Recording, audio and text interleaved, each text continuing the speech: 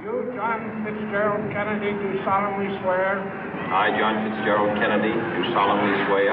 That you will faithfully execute the office of President of the United States. That I will faithfully execute the office of President of the United States. And will, to the best of your ability. And will, to the best of my ability. Preserve, protect, and defend the Constitution of the United States. Preserve, protect, and defend the Constitution of the United States. So help you God. So help me God.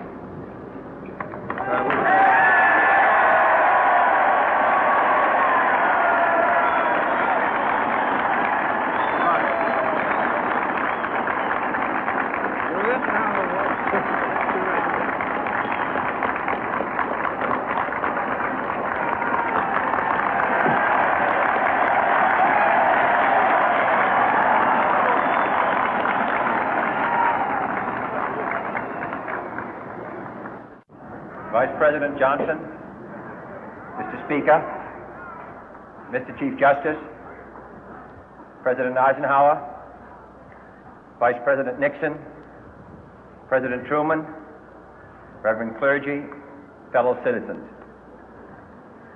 We observe today not a victory of party, but a celebration of freedom, symbolizing an end as well as a beginning, signifying renewal as well as change.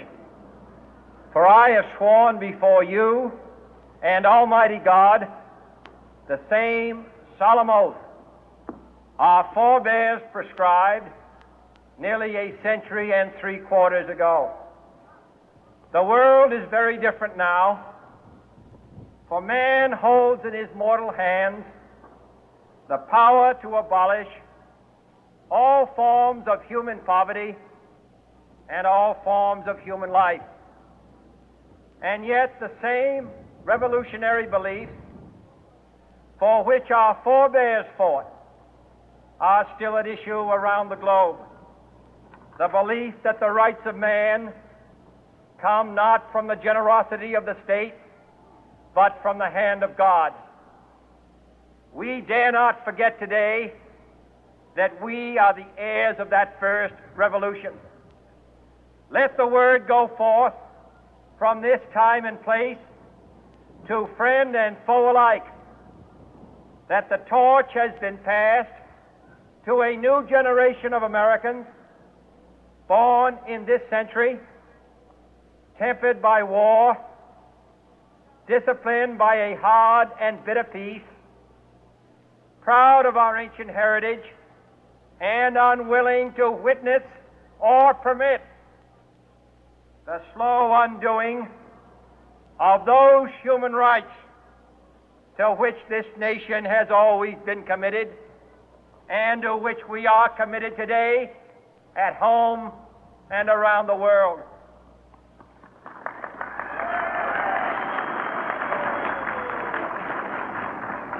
Let every nation know, whether it wishes us well or ill, that we shall pay any price, bear any burden, meet any hardship, support any friend, oppose any foe to assure the survival and the success of liberty.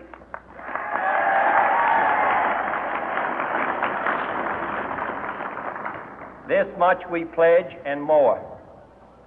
To those old allies whose cultural and spiritual origins we share, we pledge the loyalty of faithful friends. United, there is little we cannot do in a host of cooperative ventures. Divided, there is little we can do, for we dare not meet a powerful challenge at odds and split asunder. To those new states whom we welcome to the ranks of the free, we pledge our word that one form of colonial control shall not have passed away, merely to be replaced by a far more iron tyranny.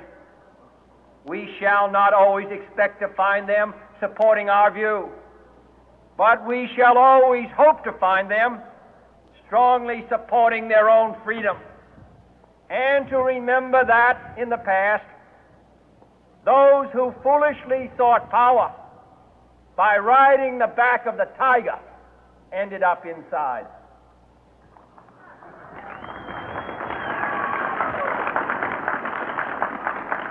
To those people in the huts and villages of half the globe struggling to break the bonds of mass misery, we pledge our best efforts to help them help themselves for whatever period is required, not because the communists may be doing it, not because we seek their votes, but because it is right. If a free society cannot help the many who are poor, it cannot save the few who are rich.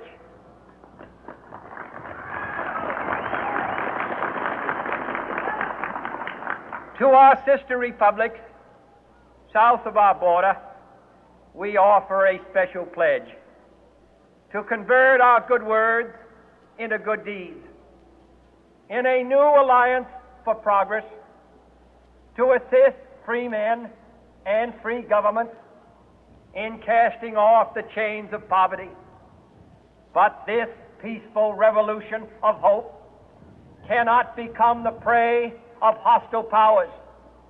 Let all our neighbors know that we shall join with them to oppose aggression or subversion anywhere in the Americas.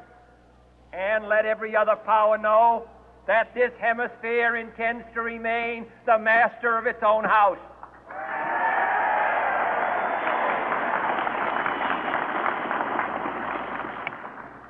To that World Assembly of Sovereign States, the United Nations, our last best hope, in an age where the instruments of war have far outpaced the instruments of peace, we renew our pledge of support to prevent it from becoming merely a forum for invective, to strengthen its shield of the new and the weak, and to enlarge the area in which its writ may run.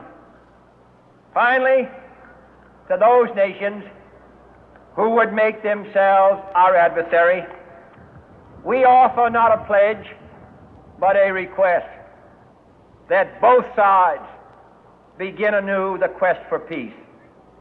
Before the dark powers of destruction, unleashed by science, engulf all humanity in planned or accidental self-destruction, we dare not tempt them with weakness, for only when our arms are sufficient beyond doubt can we be certain beyond doubt that they will never be employed.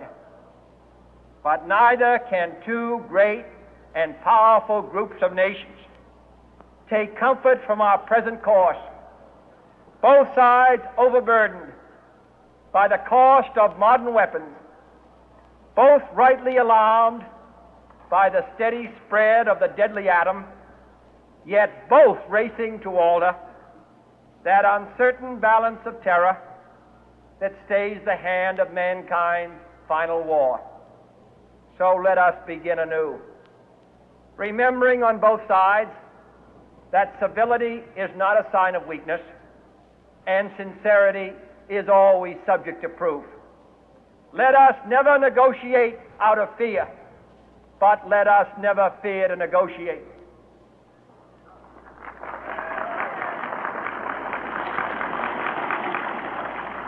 Let both sides explore what problems unite us, instead of belaboring those problems which divide us. Let both sides, for the first time, formulate serious and precise proposals for the inspection and control of arms, and bring the absolute power to destroy other nations under the absolute control of all nations.